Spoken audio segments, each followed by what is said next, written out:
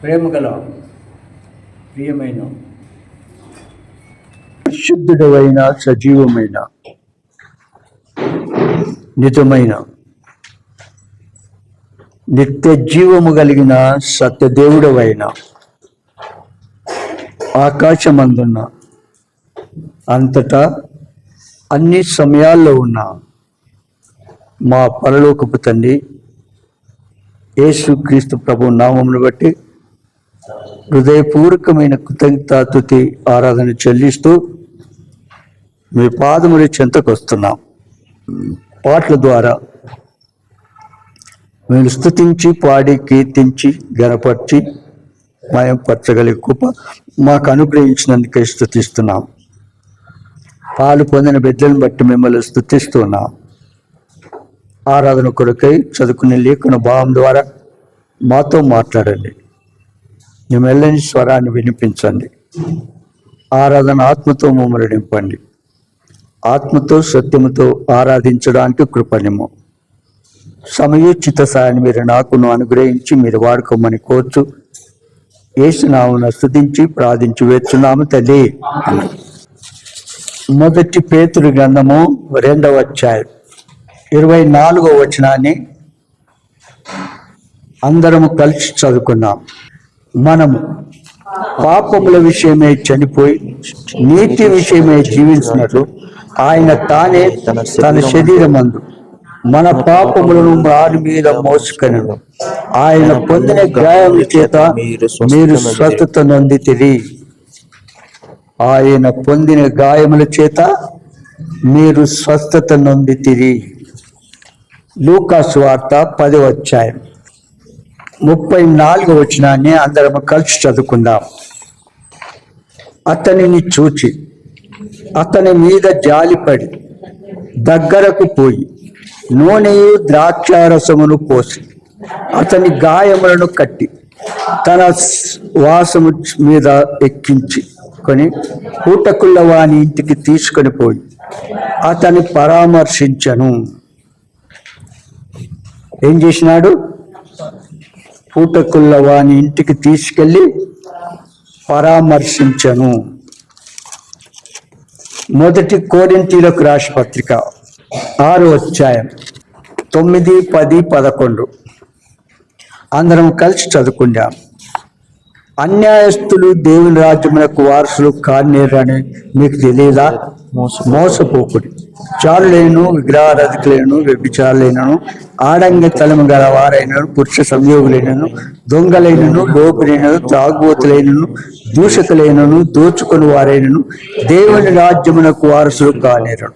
మీలో కొందరు అట్టివారై ఉంటిరి గాని ప్రభు యేసుక్రీస్తు నామమును మన దేవుని ఆత్మయందును మీరు కడగబడి పరిశుద్ధపరచబడిన వారే నీతిమంతులుగా తీర్చబడితిరి. ఏం చేయబడ్డారు? నీతిమంతులుగా తీర్చబడిరి. మనం అందరము ఏం చేయబడ్డాము?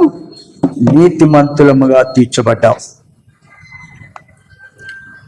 ఒక ప్రశ్న ఏంటంటే, ఆ మహాదేవుడు సర్వలోక సృష్టికర్త. ఎలాంటి వాడు? సర్వలోక సృష్టికర్త. ఆకాశ మహాకాశములు పట్టదాన్ని దేవుడు. భూమి ఆకాశములు, సూర్యచంద్ర నక్షత్రములు, అందులో ఉన్న సర్వమును సృష్టించిన దేవుడు. సర్వలోకాన్ని సృష్టించిన దేవుడు. మరి ఎంత ఉండి ఉంటాడు ఆయన? ఆ దేవుడు ఎంత ఉంటాడు? ఎంత ఉంటాడు అమ్మా? ఈ సర్వలోకాన్ని సృష్టించిన దేవుడే. ఆకాశ మహాకాశములు, భూమి ఆకాశం అందు ఉన్న సర్వమును సృష్టించిన దేవుడు. అయితే ఆ దేవుడు ఎంత ఉండాలి? ఇంతదా? ఆ దేవుడికి ఎలాంటి మందిరానికి అర్థం? ఎంత మందిరానికి అర్థం చెప్పండి.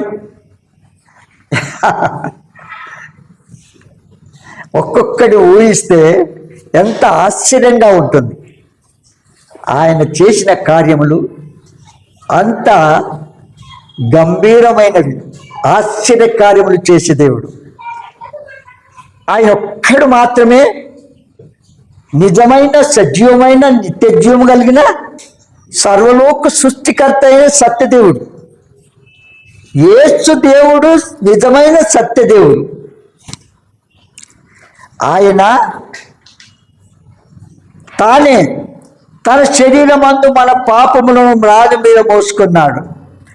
ఆ మహాదేవుడు ఎందుకు శరీరధారిగా జన్మించాడు? ఆకాశం మహాకాశములు పట్టదాని దేవుడు, ఆత్మస్వరూపి అయిన దేవుడు, అంతటా అన్ని సమయాల్లో ఉన్న దేవుడు ఎందుకొరకు శరీరధారిగా భూలోకములు జన్మించాడు? ఆ మహాదేవుడు సృష్టించిన ఆది మానవుడు చేసిన పాపమును బట్టి వారి ద్వారా కలిగిన సంతానము నరజాతి యావత్తు జన్మకర్మ పాపములతో లోకంలో కొనసాగుతూ నిత్య శిక్షకు పాత్రలుగా ఉన్న నరజాతిని నిత్య జీవానికి వారసులుగా చేయడానికి, పరలోక రాజ్యానికి చేర్చడానికి ఆ మహాదేవుడు ఆత్మస్వరూపి అయిన దేవుడు శరీరధారిగా రక్షకుడుగా యేసు నామమున భూలోకంలో జన్మించాడు పాపులను రక్షించడానికి. పాపుల పాప శిక్ష భరించాడు. చూడండి, ఏ పాపము లేని, ఏ దోషము లేని ఆ నిష్కలంకుడు నిందారేతు నిష్కపతి అయిన దేవుడు, పాపరహితుడైనటువంటి ఆ దేవుడు పాపులను రక్షించడానికి పాప శిక్ష తాను భరించుకున్నాడు. చూడండి, మనలను సృష్టించిన దేవుడు మనల్ని రక్షించడానికి ఆయన శిలువపై పంచ గాయములు పొంది, కోడా దెబ్బలు తిని, వీపు దున్నించుకొని, ఈడవబడి, ఎంటికలు పెరికించుకొని, వాడు వీడని సంపాదించబడి ఉమ్ము వేయించుకున్నాడు. నీ కొరకు నిన్ను రక్షించడానికి, నీ పాపములు క్షమించడానికి, నీకు నిత్యజీవం ఇవ్వడానికి, పరలోక రాజ్యం నిన్ను చేర్చడానికి ఆ మహాదేవుడు మానవుడుగా రక్షకుడుగా భూలోకంలో జన్మించాడు.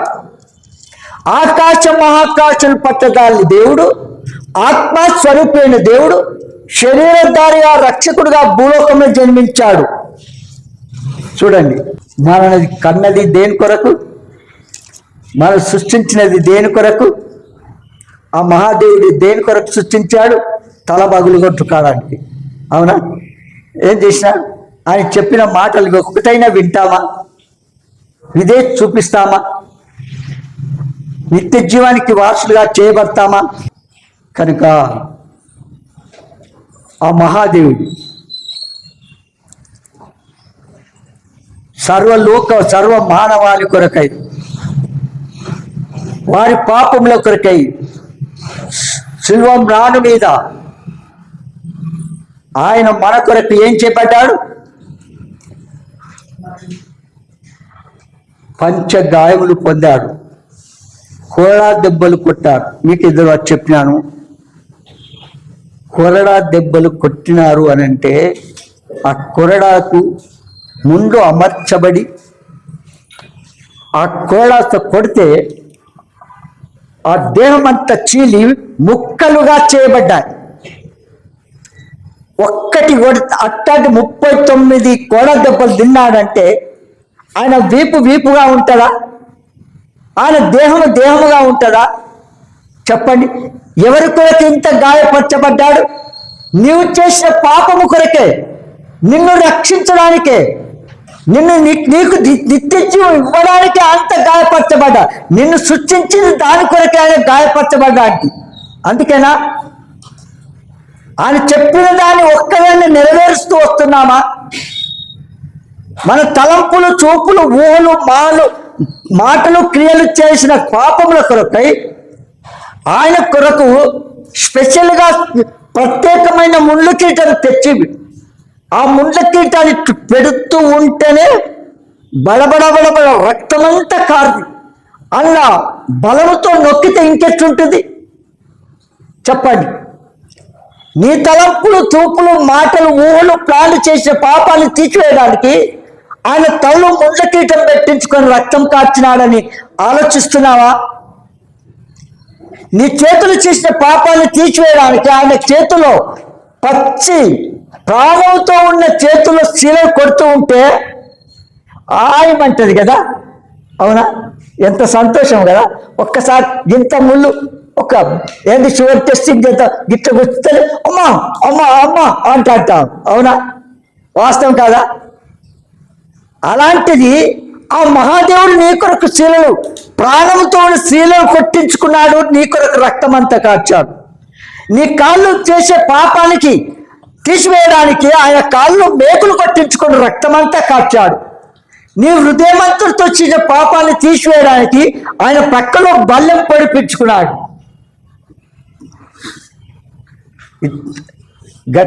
గజ దొంగలు ఎట్లు పొడిచారు ఆయన?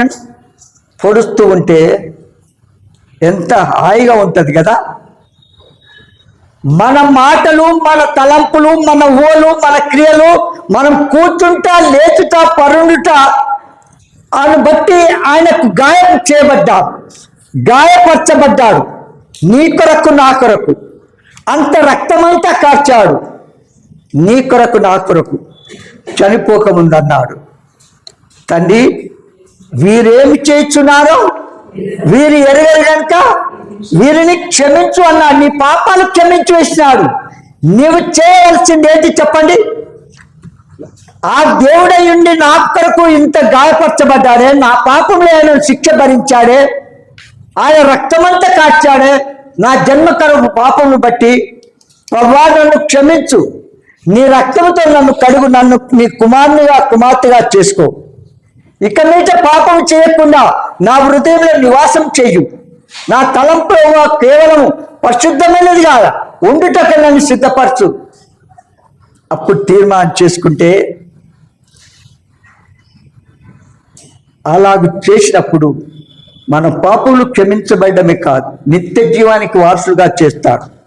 అందుకంటాడు, ఏమంటాడు ఆ ప్రభు? అంటాడు, ఎవడును నా ప్రాణమును తీసుకొనడు, ఎవడును నా ప్రాణమును తీసుకొనడు, నా అంతట నేను దాన్ని పెట్టుచున్నాను, దాన్ని పెట్టుటకు నాకు అధికారము కలదు, దాన్ని తిరిగి తీసుకొంటకు నాకు అధికారము కలదు అన్నాడు. అవునా? స్వయంగా ఎందుకు పెడుతున్నాడు? నిన్ను నన్ను రక్షించడానికి. మీకు చాలా కాలం కిందట ఒక ఎగ్జాంపుల్ చెప్పినాను, మళ్ళీ ఇప్పుడు గుర్తొస్తుంది, వినని వారిని చెప్తాను. ఒక తల్లి ఒక బిడ్డని కన్నది. ఆ తల్లి పేరు సువర్ణ, బిడ్డ పేరు ఏం పెడదాం? సుశీల. ఏమంటారు? అయితే బిడ్డ కన్న తర్వాత ప్రతికూల పరిస్థితి, ఆమె ఉండే గుడిసెలో ఏమైందంటే గుడిసె తగిలిపోయింది. తల్లి బయట ఉంది, బిడ్డ ఇంట్లో గుడిసెలో ఉంది. బిడ్డ గుడిసెలో ఉంటే బిడ్డను రక్షించడానికి కాలుతున్న ఆ గుడిసెలోనికి అట్లే వెళ్ళిపోయి తన బిడ్డను ఒడిలో పెట్టుకొని బయటకు తీసుకొని వచ్చింది. ఈ సువర్ణ తల్లి కూడా ఏమైపోయింది? మొత్తం కాలిపోయింది, వికార రూపము దాచిపోయింది. సువర్ణ ఏమైపోయింది? ఆయన రంగు, ఆమె క్రియ, ఆయన తలంపులు చూడడానికి కూడా ఇష్టం లేనటువంటి వికార రూపం అయిపోయింది తల్లి. ఎవరి కొరకు? బిడ్డ కొరకు. బిడ్డను రక్షించడానికి తన ప్రాణం పెట్టడానికి కూడా వెనుకాడలేదు. ఏదో ఒక రకంగా మొత్తం దేవుడు ఆమెను బాగు చేసినాడు. తర్వాత బిడ్డ పెద్దగా అయిపోయింది. తల్లిని అడిగితే నీ రూపం ఎందుకు ఇట్లా అయింది అని అంటే, అమ్మ ఆమె కథ అంతా చెప్పి, నీ కొరకు నా ప్రాణం పెట్టడానికి, నిన్ను రక్షించడానికి నా రూపం అంతా వికారముగా మార్చుకున్నాను. ఎవరు సహించలేరు, సమీపించలేరు, నాతో మాట్లాడలేరు. నా అందం పోగొట్టుకున్నందుకు.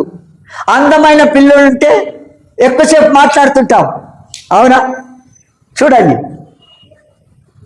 అట్లు నీ కొరకు నా కొరకు ఆ ప్రియ ప్రభు 10,000 మందిలో గుర్తించకు యోగ్యుడైన ఆ మహాదేవుడు నీ కొరకు చిత్రవద చేయబడ్డాడు, హింసింపబడ్డాడు, వికార రూపం దాల్చబడ్డాడు, అవునా? రక్తమంతా కారుతూ ఉంటే దేహం అంతా ఎట్లుంటుంది చెప్పండి? అందముగా కనబడతాడా? నిన్ను రక్షించడానికి ఆ మహాదేవుడు నిన్ను అంతగా ప్రేమించి రక్షించాడని. అందుకని ఏమంటాడు ఇక్కడంటే, నా ప్రాణం పెట్టడానికి తీసుకోవడం నాకు అధికారం కలదు. ఎందుకు? నా గొర్రెలకు మంచి కాపరి కనుక తన ప్రాణాన్ని ఏం చేస్తాడు? తన ప్రాణాన్ని గొర్రెల కొరకు ప్రాణం పెడతాడా లేదా? యోహాను సువార్త 10వ అధ్యాయం 11వ వచనం చదవండి. నేను గొర్రెలను మంచి కాపరిని. ఏమంటున్నాడు ఆ మహాదేవుడు? నేను గొర్రెలకు మంచి కాపరిని. మంచి కాపరి గొర్రెల కొరకు తన ప్రాణం పెట్టును. నువ్వెంత పెడుతున్నావు? నీ కొరకు తన ప్రాణం పెడుతుంటే నువ్వు ఆయన కొరకు ఏం పెడుతున్నావు? నువ్వు ఆయన నోరాడు ఎంత తీయని చిలుక పలుకు పలినట్టు మాట్లాడతా, నేర్చుకున్న మాటలు పలకడానికి. ఆ ప్రభు చెప్పిన మాట ఒక్కటనే వింటున్నావా? నీ కొరకు ఇంతగా గాయపరిచిన ఆ దేవుడు, నీ కొరకు రక్తమంతా కాచిన దేవునికి నీవేమి చెల్లిస్తున్నావు చెప్పు? నువ్వేం చెల్లిస్తున్నావు? 18వ వచనం. ఎవడును నా ప్రాణం తీసుకున్నాడు, నా అంతటా నేనే దాన్ని పెట్టుచున్నాను. ఎవడును నా ప్రాణము తీసుకొనడు, నా అంతటా నేనే దాన్ని పెట్టుచున్నాను. దాన్ని పెట్టుటకు నాకు అధికారం కలదు. దాన్ని తిరిగి తీసుకున్నటకు నాకు అధికారం కలదు. నా తండ్రి వలన ఈ ఆజ్ఞ పొందితిని. తండ్రి చూస్తూ ఉండంగా కుమారుడు సిలువనెక్కి గాయపరచబడుతూ ఉంటే తండ్రికి ఎంత సంతోషమో, అవునా? తండ్రికి ఎంత సంతోషం చెప్పండి. అంట ఆయన లోకంలో ఉండగా నేను చనిపోయి 3వ దినం తిరిగి లేస్తాను అన్నాడా? అన్నది చేసినాడా? ఎందుకు లేచాడు చెప్పండి? 3వ దినం తిరిగి లేచి పరలోకానికి తండ్రి వద్దకు వెళ్ళిపోయాడు, అవునా? వెళ్ళిపోయాం. ఆయన చనిపోయి మన కొరకు తిరిగి లేచి వెళ్ళిపోయాడు. ఎందుకొరకు? ఆయన ఉండే స్థలంలో మనం ఉండడానికి వాళ్ళు స్థలం సిద్ధపరిచి తిరిగి రానై ఉంటున్నాడు. ఆయన ఉండే స్థలం ఎలాంటి చెప్పండి? రారాజుకున్నటువంటి ఆయన సింహాసనము, ఆయన ఉండే స్థలము ఎంత పవిత్రమైంది, ఎంత యోగ్యమైంది. అది చొక్కమైన బంగారంతో అమర్చబడిన పట్టణము ఆ దేవునికే కాదు, సర్వలోకములో ఉన్న పాప క్షమాపణ పొందిన పరిశుద్ధులందరికీ సిద్ధం చేస్తున్నాడు. అలాంటి పరిశుద్ధ పట్టణంలో ఆ చొక్కమైన బంగారం లాంటి ఇండ్లలో నివసించడానికి నీ రూపం ఎలాగో ఈ దినాల్లో కొనసాగుతుంది. ఏ రూపంలో నువ్వు అమర్చబడుతున్నావు ఆయన కొరకు చెప్పండి? ఆయన ఆశించిన రూపం నీలో ఉందా? అలాగైతే ప్రభును ఆరాధించు, ఆ ప్రభును స్తుతించు. ఎందుకంటే ఆయన చేసిన మేళ్ళన్నిటిలో కూడా ఆయన ఇచ్చిన గొప్ప రక్షణను బట్టి మనం ఏమాత్రం నిర్లక్ష్యము చేయకూడదు. అన్నిటికంటే శ్రేష్టమైనది గొప్ప రక్షణ, అవునా? పాప క్షమాపణ, నిత్య జీవానికి జీవితకాలం అంతా స్తుతించిన మన నోరు చాలదు. కనుక ఆ ప్రభుని ఏం చేయాలా? ఎట్లా ఆరాధన చేయాలా? ఆయన పరిశుద్ధుడు కనుక, ఆయన మార్గములు పరిశుద్ధమైనవి కనుక పరిశుద్ధ అలంకారాలు ధరించుకొని ఆ ప్రభును ఆరాధించాలి. ఆత్మస్వరూపి అయిన దేవుని ఆత్మతో సత్యముతో మనం ప్రభును ఆరాధించాలి. మన ఆరాధన అంగీకరించాలంటే పరిశుద్ధ అలంకారాలు ధరించుకొని ఆరాధన చెయ్యాలి. కనుక ఈ మాటలను ఆధారం చేసుకొని కొంతసేపు మనం ఆరాధనకి వెళ్తాం.